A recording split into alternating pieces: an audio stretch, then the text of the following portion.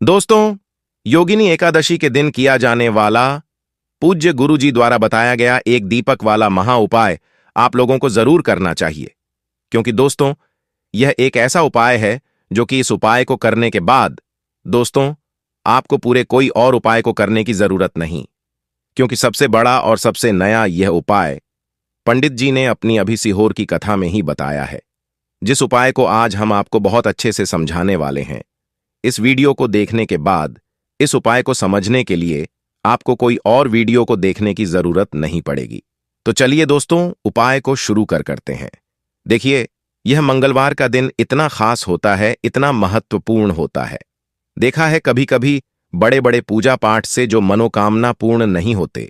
2 जुलाई 2024 यानी कि आज योगिनी एकादशी के दिन एक छोटे से उपाय करने से ही आपकी मनोकामना पूर्ण हो जाती है, और बहुत सारे लोगों ने इस उपाय को किया भी है और उनको इस उपाय को करने का फल भी जरूर मिला।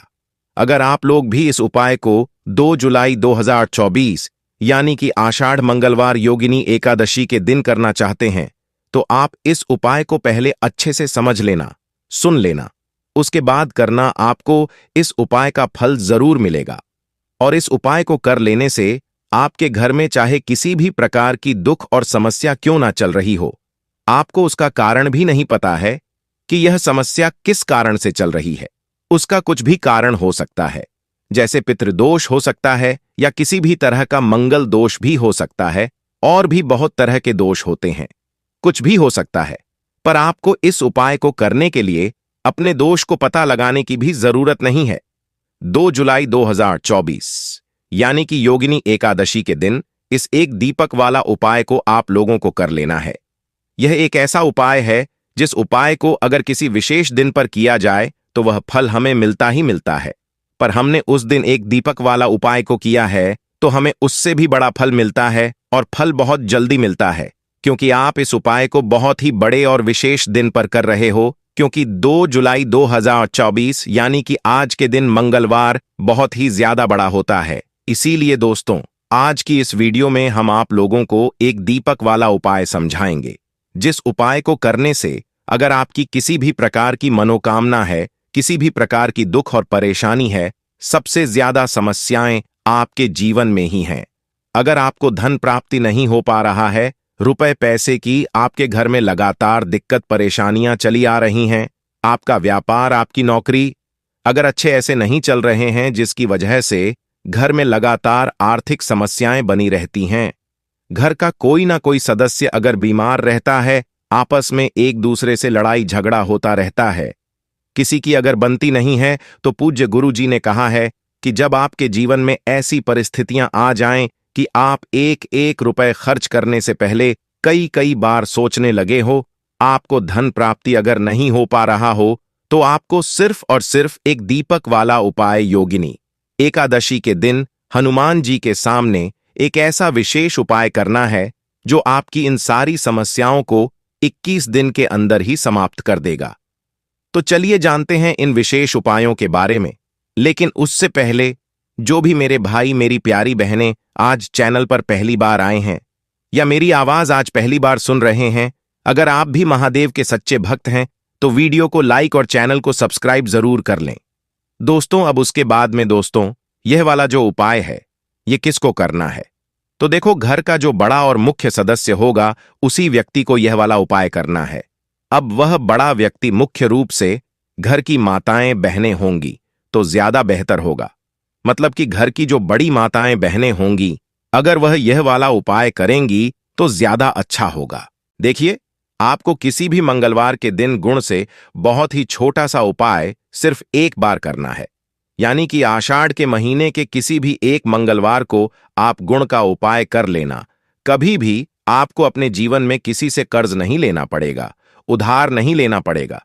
अब बात कर लेते कि क्यों कर्ज की समस्याओं के लिए यह महीना इतना उत्तम है उन लोगों के लिए जो कहते हैं कि हमारे सर पर कर्जा बहुत है और कर्ज उतरने का नाम नहीं लेता है। अब आषाढ़ का महीना है और कर्ज जैसी समस्याओं को अगर दूर करना है तो गुण का उपाय अगर आपने कर लिया तो ऐसा समझ लीजिए कि रातों रात आपके जीवन में चमत्कार होगा और आप देखेंगे कि आपके सर का सारा कर्जा उतरता चला जाएगा। अब आषाढ़ महीने का चाहे तो पहला मंगलवार हो, चाहे तो दूसरा मंगलवार हो, तीसरा मंगलवार हो, जितने भी आषाढ़ महीने में पड़ने वाले मंगलवार होते हैं, इन सारे मंगलवार की महिमा जो होती है यह अपरंपार होती है, क्योंकि आषाढ़ का पूरा महीना बहुत ही उत्तम होता है। हनुमान जी की पूजा के लिए, भगवान श्री राम की पूजा के लिए और उन लोगों के लिए भी जिनकी कुंडली में मंगल ग्रह से संबंधित कोई भी समस्याएं हैं, न क्योंकि अगर आपकी कुंडली में मंगल खराब है तब भी आप अपने जीवन में हमेशा कर्ज जैसी समस्याओं से जूझते रहेंगे और धन हानि आपके जीवन में हमेशा लगी रहेगी। आपको अपने जीवन में बहुत संघर्ष और मेहनत करना पड़ता है और उसके बाद भी आपको उसका अच्छा फल नहीं मिलता है।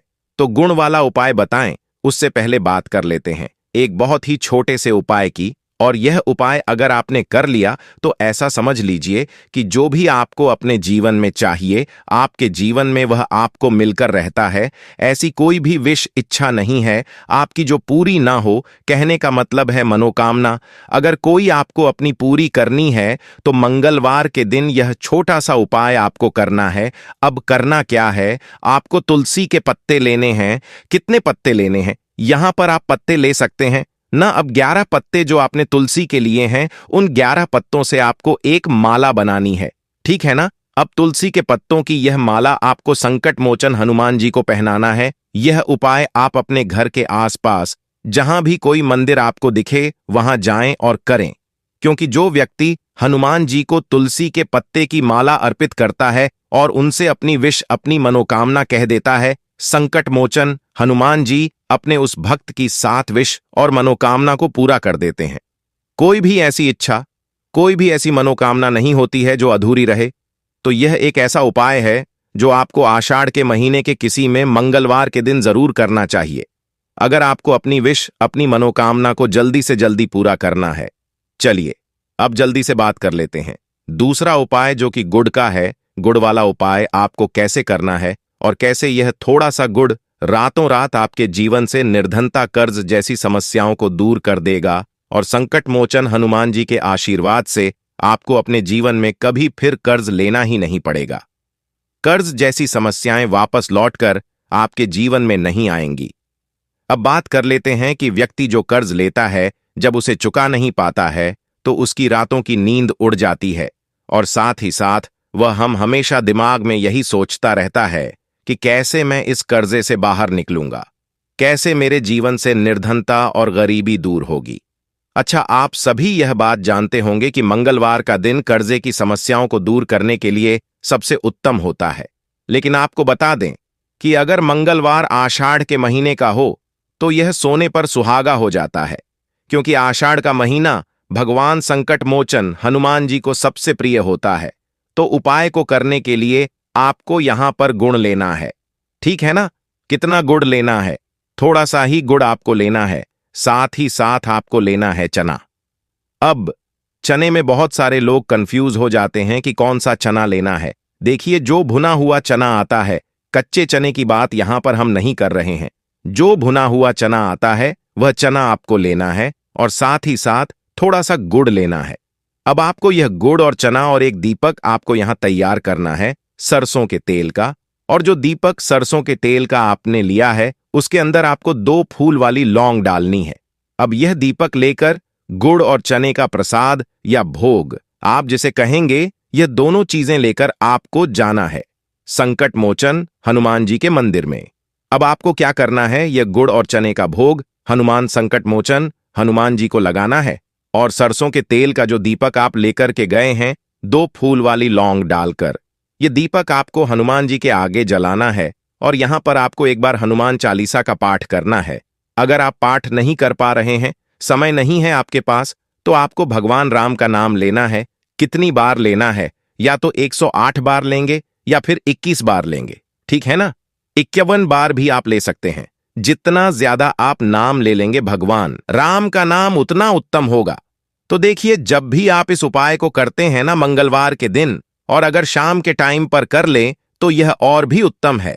तो ऐसा मान लीजिए कि कितना भी बड़ा संकट आपके जीवन में जुड़ा हुआ क्यों ना हो, आपने कितना भी कर्जा क्यों ना ले रखा हो, अगर पूरी सच्ची श्रद्धा के साथ संकट मोचन हनुमान जी से प्रार्थना कर ली तो आपके जीवन से कर्जा जितना भी होता है उसे दूर कर देते हैं और कर्जे जैसी समस्याएं वापस लौटकर भी आपके जीवन में नहीं आती हैं।